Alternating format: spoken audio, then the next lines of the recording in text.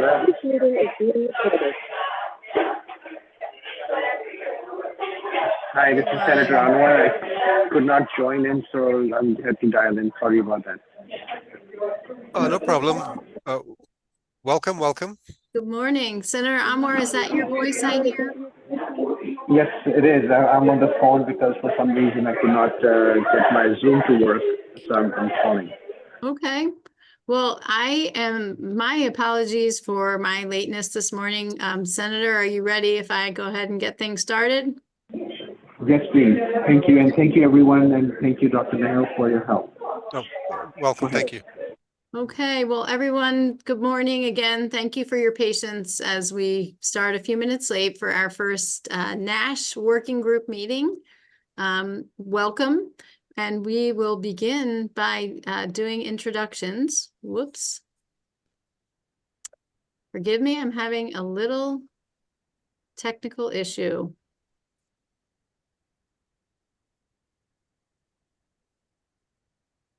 Okay, thank you.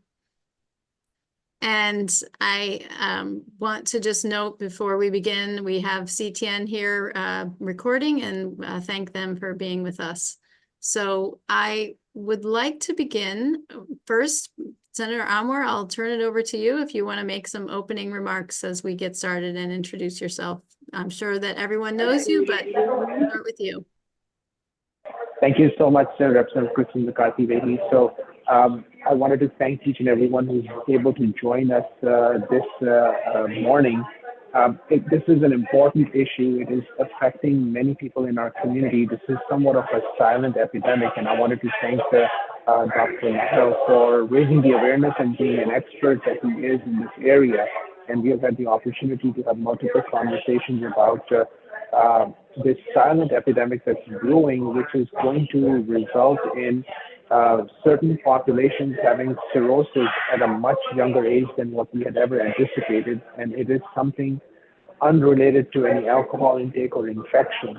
That is what has been considered as the cause of this, but now we're seeing a demographic problem. In some demographic areas, we're seeing this problem, and we have an opportunity to see what we can come up with, and that's why this group and their recommendations are so critical going forward. And I want to thank every participant, including the patients who are kind enough to join in to be part of this conversation. And back to you, Madam Co-Chair. Thank you very much, Senator Anwar. And I was remiss in not introducing myself. My name is Kristen McCarthy-Vahey. I am the co-chair of the Public Health Committee, along with Senator Anwar, who really has been a champion in this conversation. I represent Fairfield and Bridgeport, and my apologies because I may not pronounce all of your names correctly, and I may not have your titles properly in front of me, but I'm going to actually begin. And as you do introductions, if you would share not only your name, but also your background and interest in this this topic. And Dr. Mahil, if we could start with you, that would be great. Yes, thank you so much. And again, thank you to both of you and your teams for actually bringing this very important topic to the forefront and assembling this group.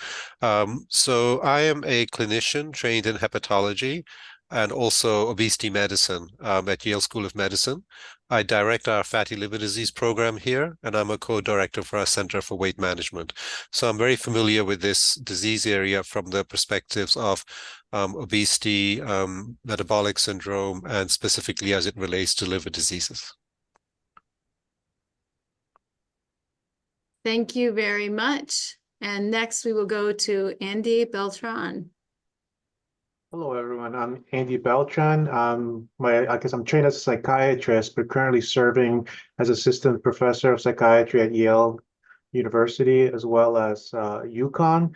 And I found out about this through the Hispanic Health Council, where I'm a chief medical officer there.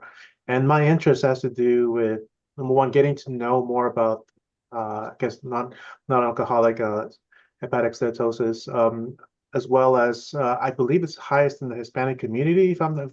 So again, it's something if it's affecting as part of the Hispanic Health Council, we're trying to identify issues that are affecting the Hispanic community and trying to find ways to bridge the gaps into informing our community and providing better health access. So that's why I'm here. Dr. Beltran, thank you so much. And as we do these introductions, I think we're beginning to kind of explain a little bit more about the group, which we'll get into later. Next, we'll go to Denise Dawson. Good morning, everyone. Denise Dawson, and I am an assistant professor of social work at Southern Connecticut State University. I've been a clinician for about 23 years, and my background training is in chronic disease management and mental health. So these days, as a researcher, I investigate the correlations between chronic disease and mental health, and I found out about the working group through a colleague at Yale School of Medicine. So I'm hoping that I can contribute in anywhere needed and help with intervention development in the community. Thank you for having me. Thank you for being here. Next, Barbara Cass. Good morning, Representative McCarthy-Vahey and Senator Anwar. I am Barbara Cass and members of the committee. I am Barbara Cass. I am Senior Advisor to the Commissioner of Public Health for Long-Term Care. I am a registered nurse by skill and training. And as a member of our public health agency, we are very interested in this chronic disease and the impact to public health. Thank you. Thank you very much, Barbara, for being here with us and for some of our other working groups as well. Next, Hong Zhang. Good morning, everyone. It's such a great pleasure to meet you today. Thank you for having me. Thanks, Dr. Michal and Dr. Bubu Banani introducing me to this wonderful group to address this important question. I'm currently a professor and assistant dean of research at Yale School of Nursing. I trained as an epidemiologist with training in clinical medicine and nutrition. Have been very interested in liver health outcomes. I initiate like 2 cohorts in Boston. Have been working with national-wide collaborators on liver cancer projects. I'm more interested in risk factors, early detection, and health disparity, etc. So I would love to hear more and then to see any way I can contribute. Thank you. Thank you. We're so fortunate to have you here today. Next, Liz Richardson. Good morning, everybody. Thank you for the invitation. I'm Liz Richardson. I am a transplant hepatologist and gastroenterologist that works for Hartford Healthcare. My interests include also disparities in MASLD and outcomes related to cancer and advanced liver disease. So thank you so much for inviting me. Thank you. Let's see, we have Bubu Banini. Good morning, everyone. I'm going to be turning on my camera shortly. I apologize, I'm just driving.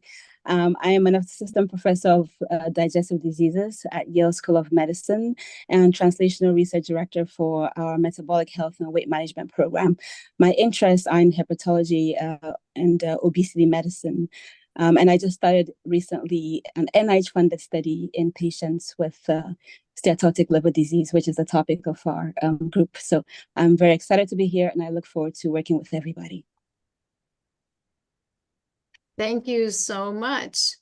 And I believe we have Ivelisse Alvarado. And again, forgive me if I'm not pronouncing names properly. And the camera, I think, may be on, Yes. but directed No. somewhere. I'm here. Good morning. Thank you for the invitation. I'm here because Dr. Banini invite me. And then I want to hear more because I know I have liver disease. And then I want to know more about it. Wonderful. Thank you so much for being here with us. I appreciate it. So we have a few other members who I will mention, but before we do so, I'd also like to ask Peter and Beverly if they would be so kind as to introduce themselves. Peter and Beverly will be helping us to run the committee. and our foundation behind the scenes. And Peter, I'll turn it to you, and then Beverly. Hi, my name is Peter Kolakowski, and I'm the clerk for the Public Health Committee. Good morning, I'm Beverly Henry, Administrator for Public Health Committee. Thank you to Peter and Beverly.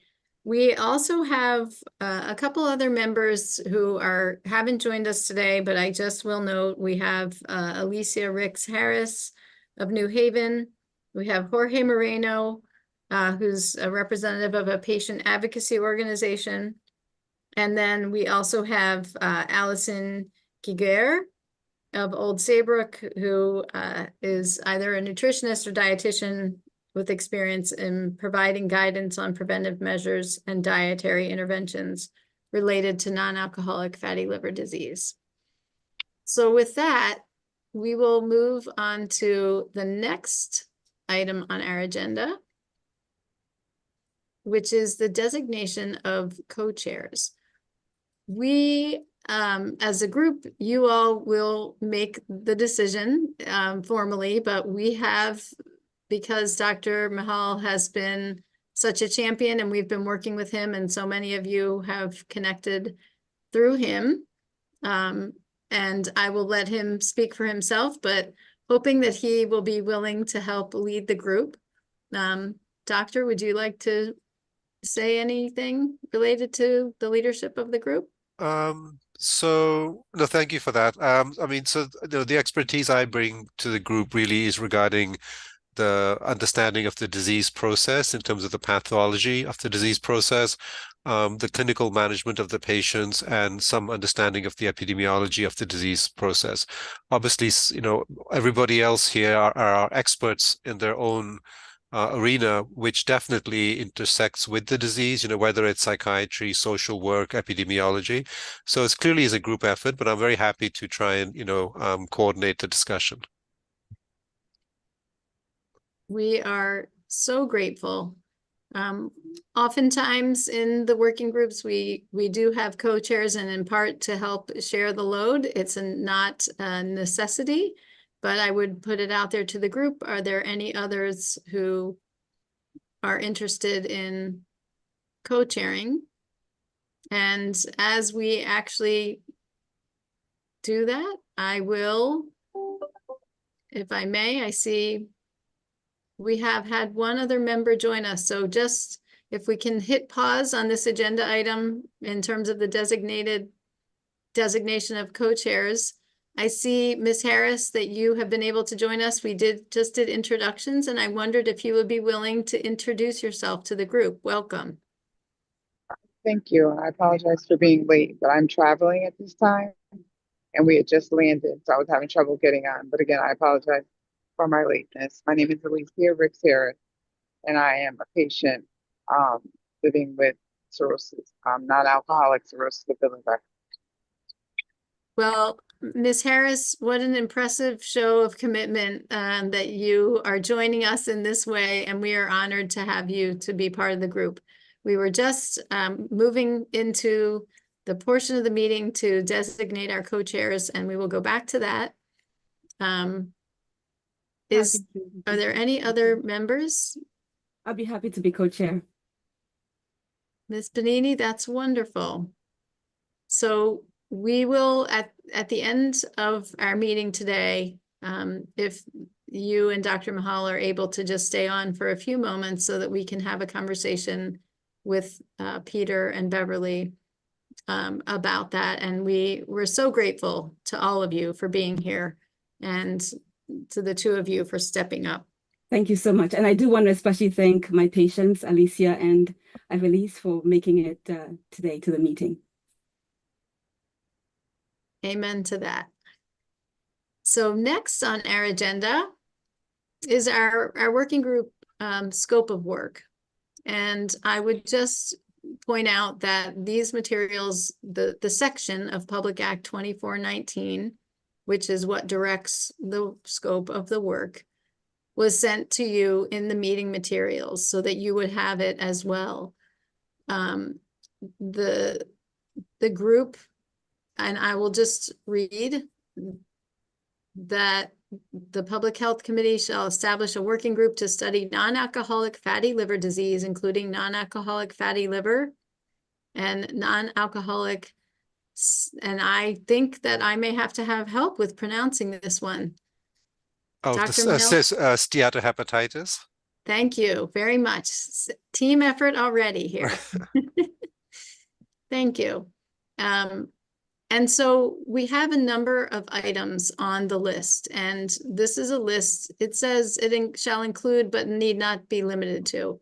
So we recognize that we're looking to study the incidence of disease, the population groups most affected, strategies for preventing the disease in high-risk populations and how we might implement them in the state, how we increase public awareness so that people can know and we can help eradicate the disease and help people with liver health, to discuss whether their implementation of a statewide screening program is recommended, to look at any policy changes in insurance coverage, affordability, to look at our patient advocacy network and to see if we need to do more in that way, to look at the social determinants of health.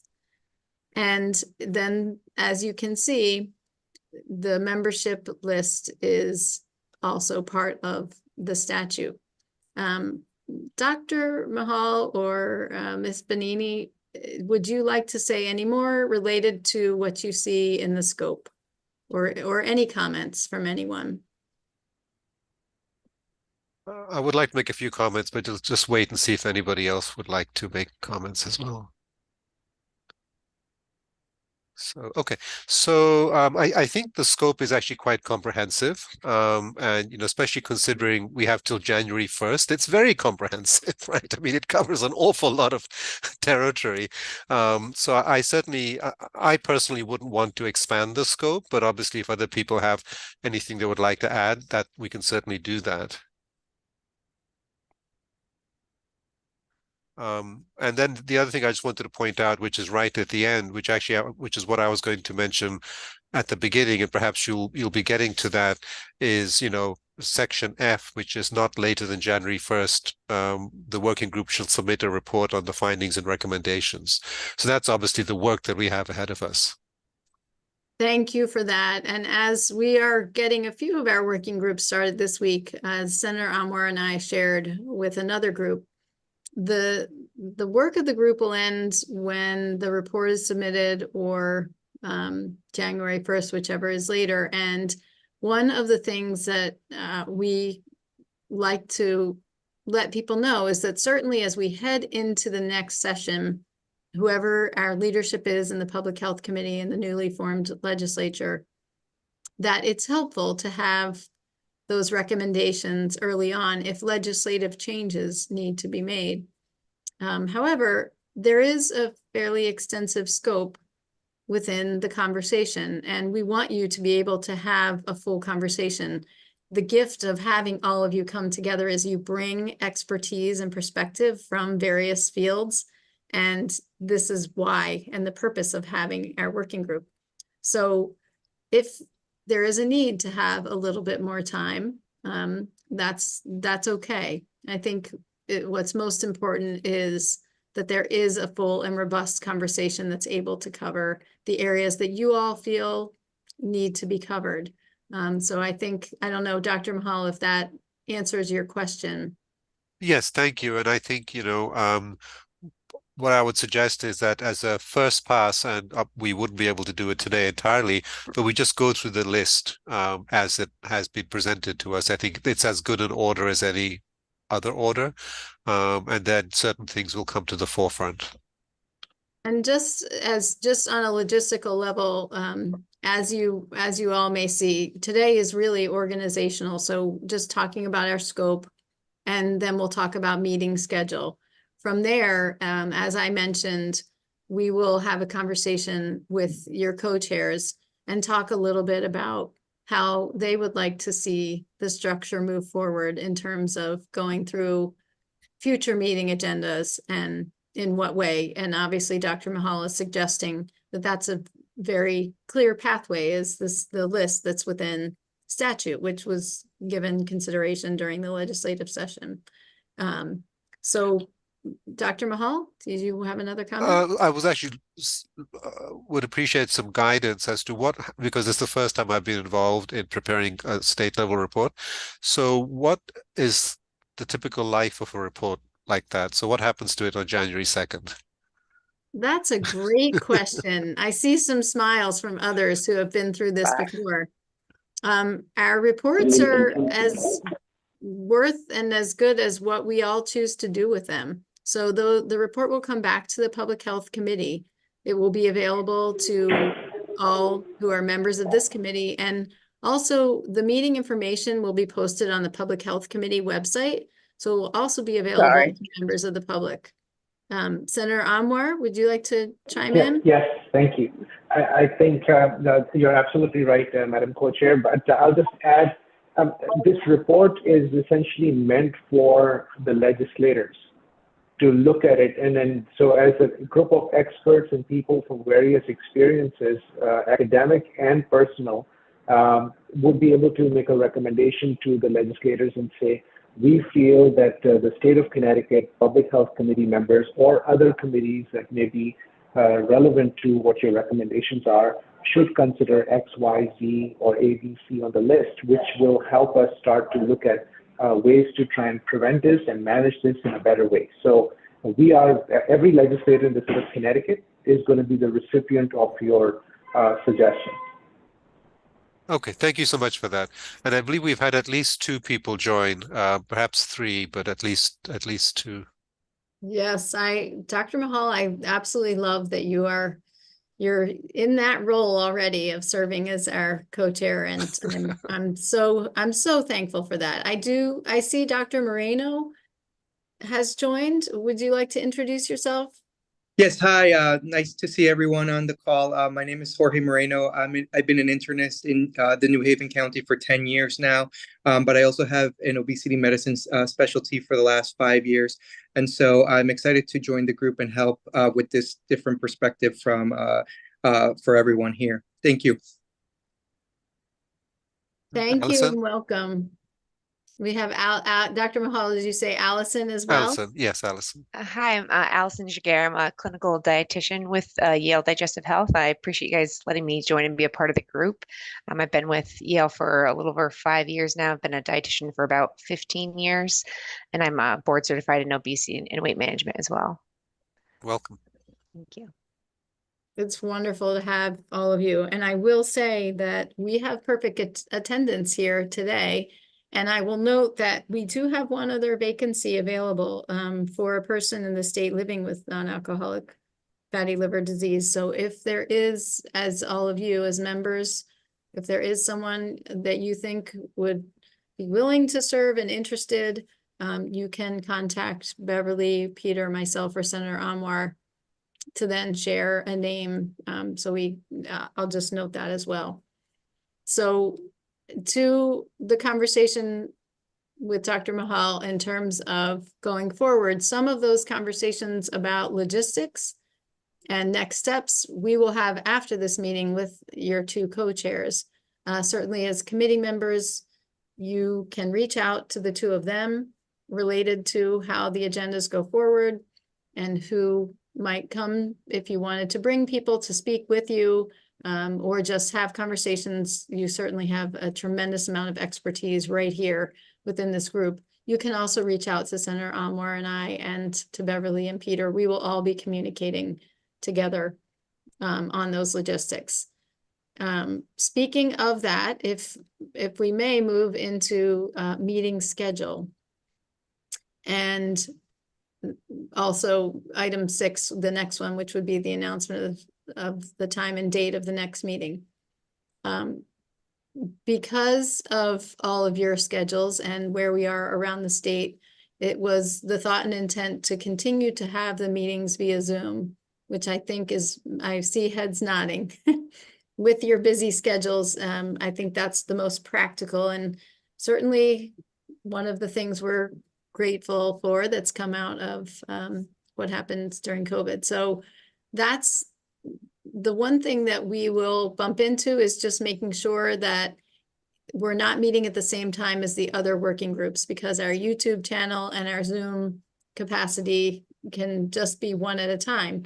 So I wondered if just looking at 2 weeks from now at the same time would be a way to start. And Dr. Mahal and Ms. Benini, if the two of you have thoughts about that op tempo of how often to meet. And I think we've found with working groups, sometimes you need a little bit of time to get things in order or people to your meeting to prepare information in between. But I defer to the two of you. Thoughts on this? So to me, at least to begin with, a meeting, every 2 weeks sounds about right, because we do have a lot to discuss, to be perfectly honest, and January 1st isn't that far away. So, but even if we met every 2 weeks, and certainly obviously by December, the latter half of December is not going to be a great time for meetings. We probably would only get about 6 meetings in, I suspect. So I think 2 weeks would be great. And that time for me personally would be fine. Yes, I agree. That time will be okay as well. And then maybe at the next meeting in 2 weeks, if people felt we had to skip 1 or 2, we can always do that. But I think we can plan for every 2 weeks for now. And what I'm hearing from both of you is that if we go forward with a regular time and stick with this time, I want to just, if I may, turn to Beverly and Peter. We're not in the same room right now. I just want to make sure that, especially as we look at the next two, that would be Wednesday, October 9th. We should be fine. Okay. Yeah, I'm all good on my end too. Okay.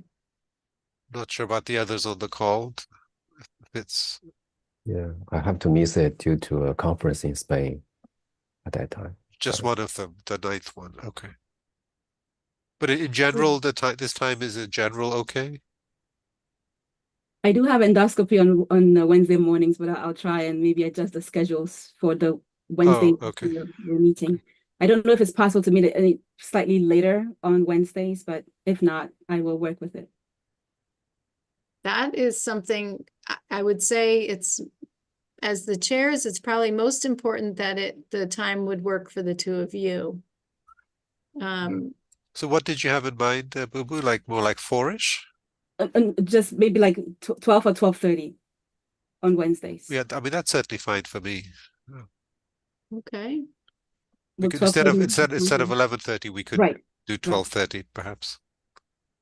That sounds like a great compromise. And I will say, there will be times that not everyone will be able to make the meeting, certainly. One of the things that, again, I will make sure that you all are aware, and you will be receiving materials from Beverly and Peter, but the YouTube videos, those will be available. And so if you were to miss a meeting, and we will also have meeting summaries, Peter, as our clerk, will provide summaries of the meetings as well. So, of course, I think the conversation will be most robust with as many of you as possible, but you all have very important jobs that you have to do. So I recognize that. So it sounds like we have come to the conclusion that the next meeting will be Wednesday, October 9th at 12:30. And that the plan going forward would be to have meetings at that same time, 12:30 on those Wednesdays, doing every other Wednesday. And as the two of you, our leaders, indicated, you may need to adjust the op tempo as we get into it, and also depending on holidays and all that. But we have a plan, which is great. Are there any other comments, questions, anything else before we sign off? I think we're scheduled. We certainly have some little bit of time. I think it might be great if it's okay to actually discuss the disease a little bit, if everybody's okay with that, because we're approaching it from very different angles, and it is a peculiar disease that it's difficult to sort of wrap our heads around. So, if folks are okay with that, maybe for about 10 minutes, we could all sort of share how we see this disease from our own perspectives. Would that be okay? I think that's wonderful. I think as well for any of those who are watching, this is something that many people are not aware of. And I think that as the professionals who are facing this and those who are living with this, you know a lot, but part of why we are doing this is to help educate the public and educate our fellow legislators and committee members. So I think that's great. I will turn it over to you. Okay, well, thank you so much. So I'll just take about three, maybe 4 minutes, and then it'll be great if everybody else can sort of also contribute their own perspective. So my perspective, as a clinician is mostly biological, with less on the behavioral aspect of things. And first of all, I would say please do not be discouraged by all the terminology, because unfortunately it's just changed in the last year. So there's a lot of acronyms, NASH, NAFLD, ASH, sort of floating around. So please don't be put off by that. But really, this condition is due to chronic overnutrition. That's really what's underlying this, meaning that in these patients, there's nothing, at the beginning at least, inherently wrong with the liver. There are some conditions where there's something inherently wrong with the liver, like hemochromatosis and Wilson's disease. So this is not one of those conditions. So everybody with NASH inherently has a normal liver. It's just that they've had chronic overnutrition for years and sometimes decades. And what happens progressively is that as people, have chronic nutrition and put on some weight, that obviously they start to gain adipose tissue. And the liver is just one place where the body deposits adipose and fat. And that's okay. And the liver is designed to do that. It's just not designed to hold that extra fat for forever. It's designed to hold it for maybe a couple of months until the next lean time comes along, and then you bulk up again. So really, it's this ability, or this unavoidable situation where the liver is storing fat for years and decades that becomes an issue. Now, everybody who is above their ideal weight is going to have fat in their liver, which is called steatosis, because, of course, they're going to have some extra fat everywhere, right? I mean, the body is just storing fat. And fortunately, just having fat in the liver does not appear to be by itself very damaging. So it's an indication that someone is along the pathway towards developing this condition, but by itself, if the only situation is, or the only change is that they have fat, that's not by itself damaging, and that's what's often called NAFLD, or just sort of fatty liver disease. The problem occurs is when, after years, many people actually get inflammation and then scar formation in the liver. And that's the real sort of disease called NASH. So since about 35% of the population is obese, about 35% of the population has fat in the liver, which is steatosis, which obviously 35% is an awful lot of people. But about 7% of the total population, not of the 30%, 7% of the total population actually has then progressed to have inflammation and scarring. And those are the people in whom really bad things happen. Okay. Now, the likelihood of transitioning from just having fat, which is relatively benign, to having inflammation and scarring is greater based on an individual's genetics. And we know of about 5 different genes that increase the propensity for developing injury, and at least a couple of them, and the most common one, which is PNPLA3, is overrepresented in the Hispanic population. So the Caucasian population, about 20% of individuals would carry this particular gene, and in the Hispanic population, it's actually the majority. It's about 51%. It's not even the minority of the population. So what that means is that, if you have 2 individuals who are both putting on weight, the person with this particular gene is much more likely to develop liver disease, whereas the other person may carry on putting on weight and they'll have fat in the liver, but not actually get inflammation and scarring. And ultimately, what kills our patients is actually scarring of the liver. The medical term for that is fibrosis, and many people are familiar with the end stage of scarring, which is called cirrhosis. And I think people obviously are familiar with that term. They have likely become familiar with that term because of alcohol excess, which certainly can do it. But this is a situation where patients are not, drinking too much. It's really because of chronic overnutrition, and obviously many things go into chronic overnutrition, including the environment. So that's sort of the general, sort of the biological aspect of it.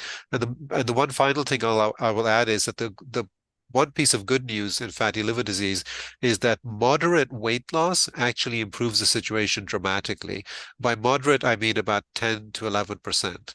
Still very difficult to achieve, but if the situation had been that people had to get back to their ideal body weight, so if the situation was that NASH didn't improve until people got to a BMI of 25, it would be a very difficult situation. But typically, if people can get, many of our patients will have, BMIs of 32.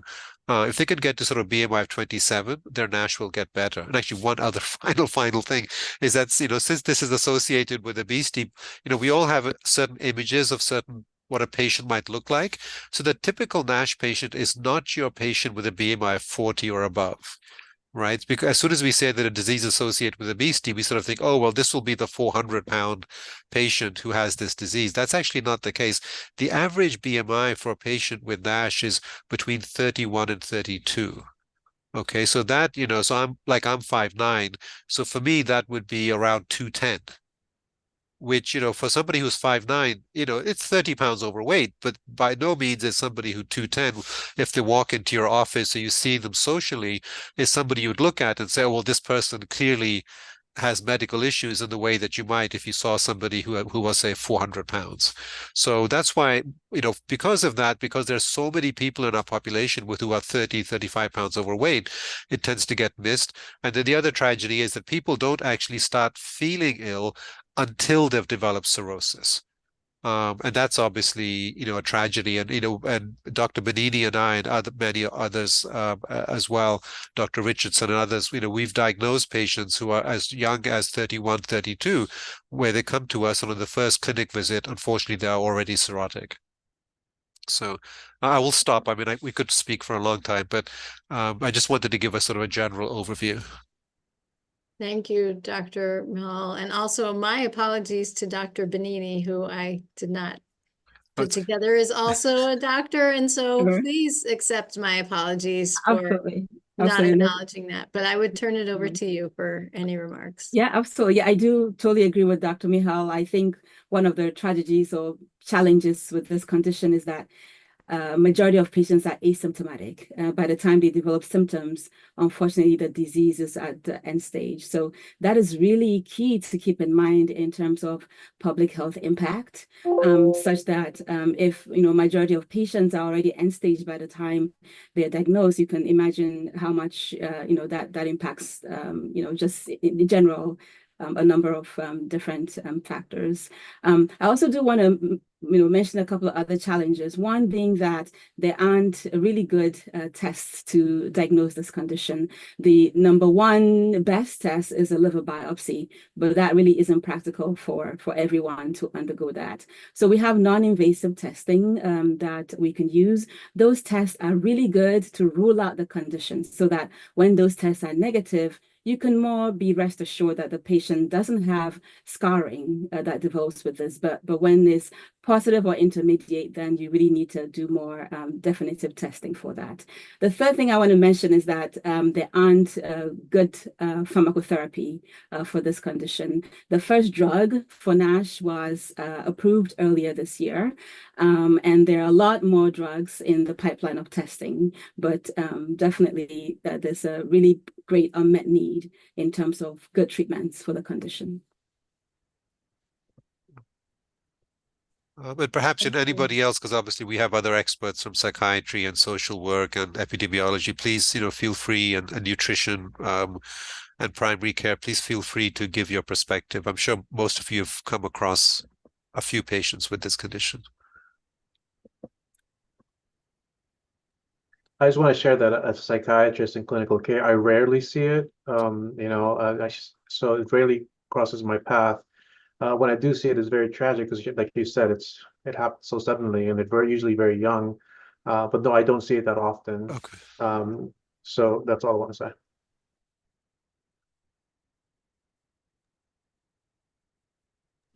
I can make a comment. So even though I'm looking at this from the hepatology liver perspective as well, the one thing that I think is an area that could be addressed from a public health perspective is a lot of times fatty liver, like Dr. Mihal pointed out, it can be end stage, but there's a spectrum of disease. And even in the earlier stages of disease, sometimes the findings of fatty liver can be the canary in the coal mine, meaning the majority of these patients also suffer from extrahepatic or outside of the liver effects, in particular, different cancers of the body and cardiology or heart issues.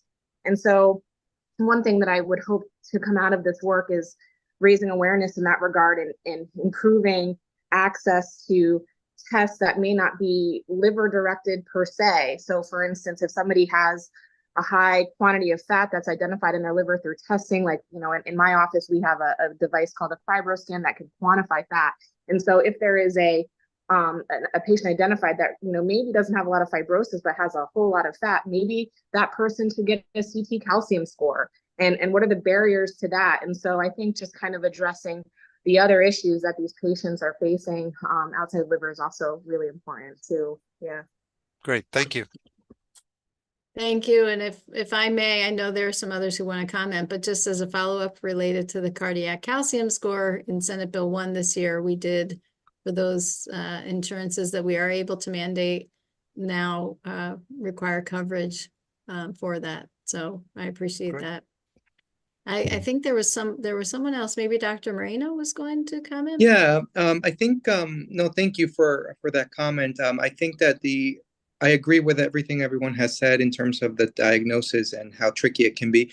I think from a primary care perspective, since you know we're typically in the front lines of referring patients and guiding patients when we see this condition, it'd be great and very helpful for this working group to really focus on communicating these findings to the primary care community and physicians, so that we are aware of when to refer, what initial testing we may consider, things like that. I think there's a lot of information out there that has been you know, especially in the gastroenterology world, but I think that the primary care setting is still not up to the latest and greatest evidence. So I think that would be really helpful for catching on to that. And then one further thing is, in the Latino population, we have the highest uninsured rates of for Latinos, and Latinos are the most affected, as Dr. Mihal just mentioned. So I think we need to do a better job of figuring out how we get help for this community in particular, since it's so you know, so important to address that disparity in terms of figuring out how to get the diagnosis and treatment for the community that needs it the most, right? And so I think that would be hopefully another portion of this working group. Absolutely. I think you've hit two super important points. Thank you.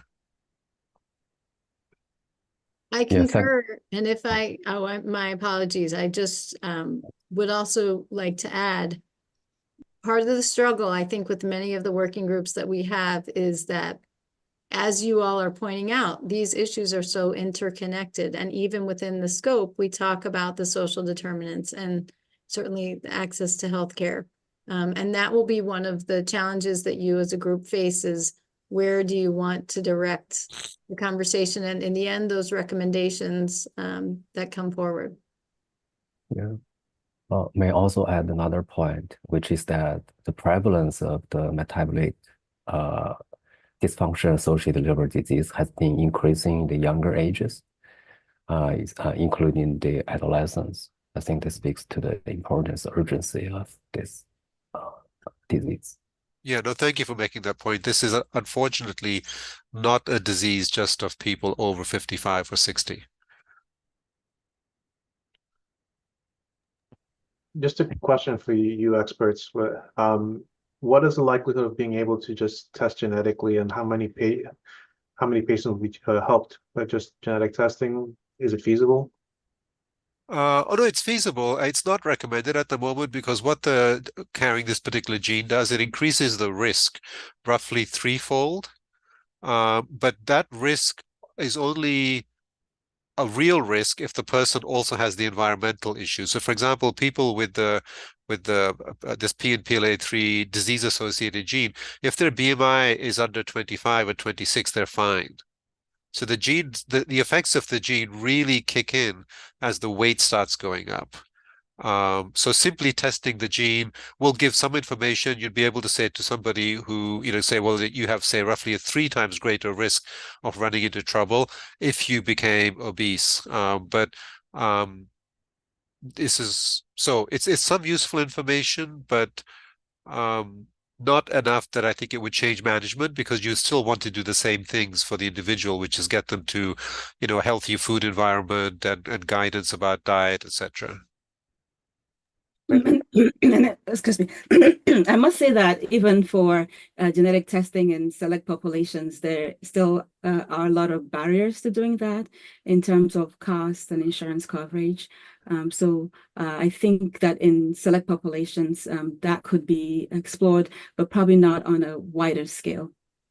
Yeah, and also it's a relatively common gene. I mean, it's in 51, almost 52% of the Hispanic population. So just one can almost identify the high risk group based on who they are, rather. I mean, if it was a 1% gene with a 20 times fold increase of risk, then it would make testing a little bit more, Thank you. That helps explain it.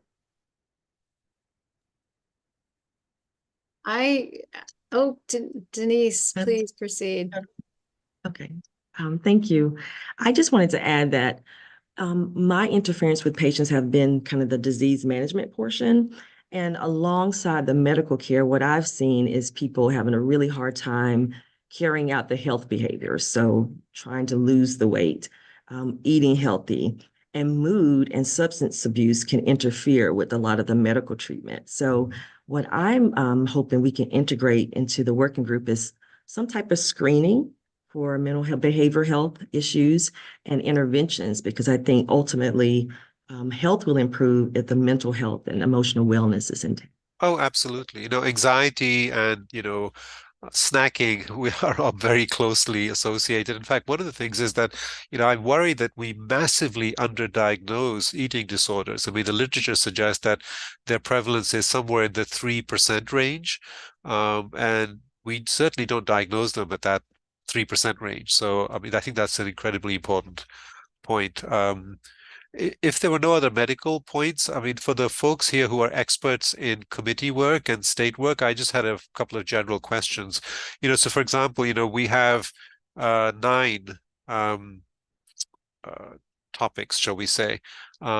In general, how practical do we need to be? I mean, are we coming up with recommendations in an idealistic sort of a way, or are we coming up with recommendations with realities built into them, right? Because obviously anything that we propose isn't going to be implemented. Obviously, these are just recommendations. So I'm not some guidance as to whether we should function in an as idealist or as realist would be extremely helpful. Well, what the people on CTN cannot see right now is the others on the Zoom smiling and nodding. And you hear me chuckling. But before I do answer that question, I just want to thank Ms. Dawson for her comments. I too am a social worker by training. And in addition to echoing her comments, just want to name that, like so many other public health issues, these conversations are layered with oftentimes, and not here, this has been an amazing conversation, but out in the community, with undertones of judgment. And the challenge of addressing so many public health issues that we face, including this one, where there is a lot of ignorance and judgment, and is to how to have these conversations with the community and even with patients about these issues. Simply the understanding and the things that you have presented today, I can say for me is helpful. I've learned today.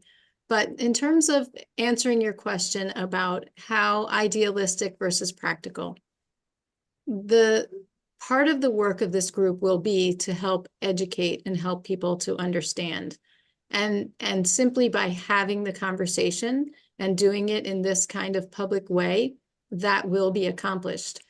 As Dr. or Senator, as sometimes I call him, Senator Dr. Anwar, alluded to earlier, we as a legislature formed this group in the hopes that you could help guide us.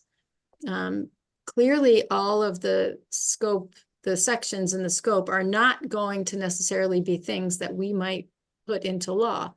For example, patient advocacy might be something that those of you who do that work take and build on based on the conversations here. I tend to be more of a practical person because the more you're able to take those big ideas and turn them into digestible policy suggestions that we can then implement, whether it's legislatively or through advocacy or in a regulations standpoint, I think the more successful we will be. I would invite all of you to think in terms of when you're done this conversation, when this group has ended its work, what do you hope you will have been able to accomplish? And recognizing that the list we gave you is a long one, and you are not going to be able to accomplish all that you want to accomplish as part of these conversations. And that, as the two of you as the chairs, will have a lot to say about that. So I know that's not a full answer, but we want you to have that visionary conversation so that we can hear those visionary ideas. But then the more you can take those, translate them, and digest them into a way that they can be passed on to us as the policymakers, the more we can advance the work and be partners with you to advance the work. Thank you. If I could just extend that briefly. So obviously there are multiple national guidelines from various national organizations about NASH, what to do for screening and all kinds of different things. Anything that this committee comes up, proposes and recommends, what's the relationship between the recommendations of this committee and the national guidelines that are already present? Because obviously, if we were to do very little, we could just, distill those national guidelines and just send you the document, right? Because those guidelines already exist. So if you could give us some guidance on issues like that. Well, and I think perhaps some of this conversation actually is best offline for the smaller group to kind of talk forward, but to answer your question here, I think that Senator Anwar and I very much are interested in the evidence-based best practices, and we would not want to go against any of that. Those guidelines sound like a great place to start many of the conversations. I don't make a habit of speaking for Senator Anwar, but I'm sure that he would concur in that we would want to be aligned there. Perhaps the group may choose to focus in certain areas more than in others to expand on that. Okay, thank you. So I think if there is no further discussion and seeing and hearing none, we are officially adjourned as a group. And if our two co-chairs